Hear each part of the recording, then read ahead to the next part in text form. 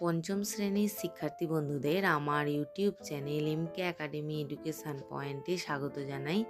আজকে আমি ভিডিওটিতে আলোচনা করব প্রথম পর্যায়ক্রমিক মূল্যায়ন 2024 পঞ্চম শ্রেণীর পরিবেশ ও বিজ্ঞান বিষয়ে, অর্থাৎ আমাদের পরিবেশ থেকে এক সেট নমুনা প্রশ্নপত্র এবং তার সম্পূর্ণ উত্তর নিয়ে। পূর্ণমান 10, সময় 20 মিনিট। তোমাদের এপ্রিলের ফার্স্ট উইকের দিকেই তোমাদের পরীক্ষা শুরু হবে। এবার প্রশ্নগুলো দেখে নাও। 1 দাগে যে কোনো 5টি প্রশ্নের উত্তর দাও। 1 × 5 = 5। কয়ের দাগের কোশ্চেন দেখো, তোমাদের দেহের চামড়া কোথায় সর্বাধিক পুরু? নেক্সট কোশ্চেন, চামড়ার নিচে শিরা কি রকম দেখায়? নেক্সট কোশ্চেন, তোমার দেহের মেনালিনের কাজ কি? নেক্সট কোশ্চেন, একটি প্রাণীর নাম লেখো যার দেহের লোমগুলো কাঁটার মতো। দাগের কোশ্চেন, আমাদের দাঁত হাজা চুলকানি হয় কেন? ছয়ের দাগের কোশ্চেন, আমাদের দেশে কত বছর আগে সিমেন্ট এসেছিল? 2 দাগের যে কোনো 2টি প্রশ্নের উত্তর দাও। এখানেও 2.5 যুক্ত 2.5 = 5, অর্থাৎ 1 করে, কোনোটা 1 আবার হাফ করে এরকম আছে। দেখো 2 দাগের ক, মাটির স্বাভাবিক ও অস্বাভাবিক উপাদানের একটি সারণী তৈরি করো। কোথাকার চা গন্ধের জন্য বিখ্যাত? খ, শকুন হারিয়ে যাচ্ছে কেন?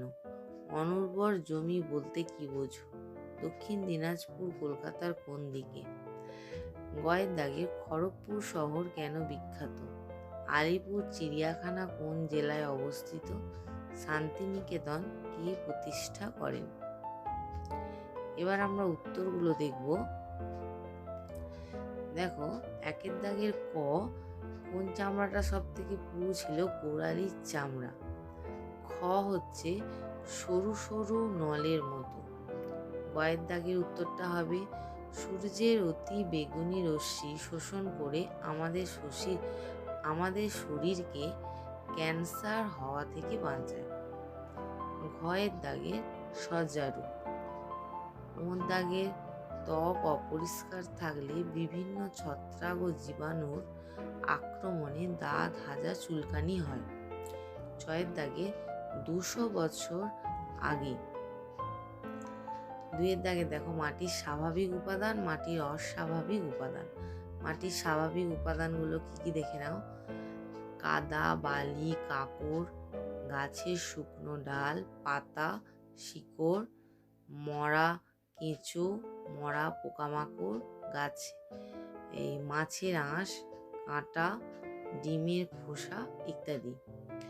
এবার অস্বাভাবিক দেখো, পলিথিনের টুকরো, পাথরের টুকরো, ইটের টুকরো, ভাঙা প্লাস্টিক, ভাঙা পেরেক, চিপসের প্যাকেট, চকলেটের মোড়ক ইত্যাদি।